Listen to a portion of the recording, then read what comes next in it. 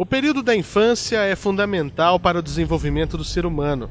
No entanto, existem muitos vilões que tentam roubar essa fase das nossas crianças.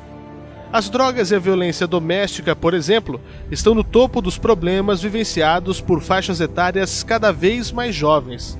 Assim foi com este garoto de apenas 12 anos. A primeira vez eu estava morando lá na casa da minha avó. Aí um homem que morava aqui na rua de trás, aí ele pegou e deu uma droga pra mim. Ainda minha mãe viu como ela estava sem droga assim. Aí ela pegou e falou, o que é isso? Tinha um negocinho branco aqui assim. Aí ela falou mais alto. Aí ela pegou e chamou lá, aí eles discutiram lá. Deu uns tapinha. Então a primeira já foi cocaína. E chegou a machucar o nariz. Problemas como o desse garoto são mais comuns do que é possível imaginar. Assim como o avanço da demanda, da venda e do consumo tem aumentado, a mudança de público também tem acontecido, a mudança de público usuário. E, infelizmente, é fadado dizer que esse público que não deveria existir no mundo das drogas, hoje se faz presente, que é a presença de crianças entre 10 e 13 anos utilizando drogas. Seja o uso de drogas pelos próprios pais ou o uso de drogas também pela criança ou pelo adolescente. Há casos de uso de substância entorpecente, de drogas, pela própria criança, né? Pela criança, 11 anos, 10 anos, iniciando o uso de substância entorpecente. A necessidade de se sentir inserido no grupo social, ou até mesmo a curiosidade, move as crianças a ingressar nesse universo. Não se dá para classificar, determinar qual classe. Obviamente que existe uma classe social extremamente mais envolvida por fatores de vulnerabilidade social, por fatores de desigualdade ainda no nosso país e no nosso município que levam isso a crer. Mas, infelizmente, um dos itens que sempre surge nas pesquisas nacionais e que é muito ainda absurdo é a questão da curiosidade.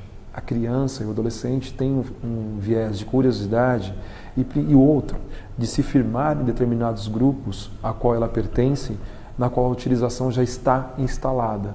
Polícia Militar na sala de aula. Por meio do PROED, o Programa de Resistência a Drogas e Outras Violências, os policiais vêm até aqui às escolas e passam ensinamentos fundamentais. É mais uma maneira de garantir uma infância saudável e segura. O objetivo deste programa é prevenir o uso de drogas entre os jovens e também evitar a prática da violência entre os jovens. O programa PROERD consiste num curso de aproximadamente 3 meses, que contém 10 lições voltadas aos alunos do 5º ano das escolas públicas e particulares. Existem ainda outros tipos de violência que as crianças são submetidas. Maus tratos estão no topo. A Defensoria é um dos meios de auxílio para resgatar os direitos da criança. Então, os casos mais comuns de violência a esse público, a criança e o adolescente, são casos de violência física, alguns casos até de violência sexual e abandono e omissão. Essas violências elas partem tanto dos próprios familiares, em alguns casos elas podem vir até mesmo do Estado, como por exemplo uma omissão em fornecer um medicamento, em fornecer uma cirurgia, em fornecer uma escola. Isso é uma espécie também de violência contra os direitos da criança e do adolescente.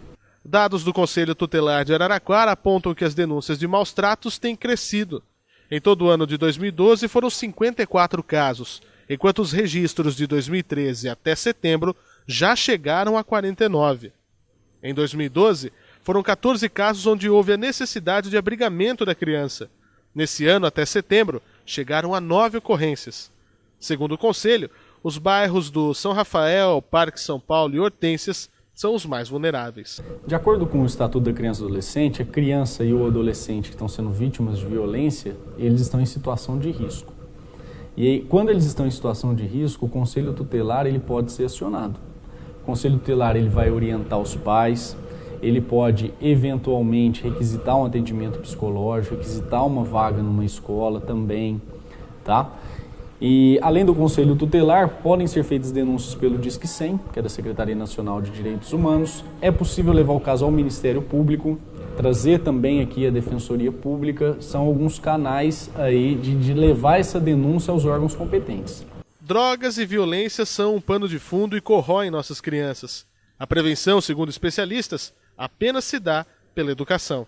E para quem está em recuperação, a luta é grande e não pode parar. O que mudou na sua vida a partir de agora? Bastante coisa. O que, por exemplo? Tô saindo mais, é difícil eu sair, às vezes também quando eu saio com a minha mãe.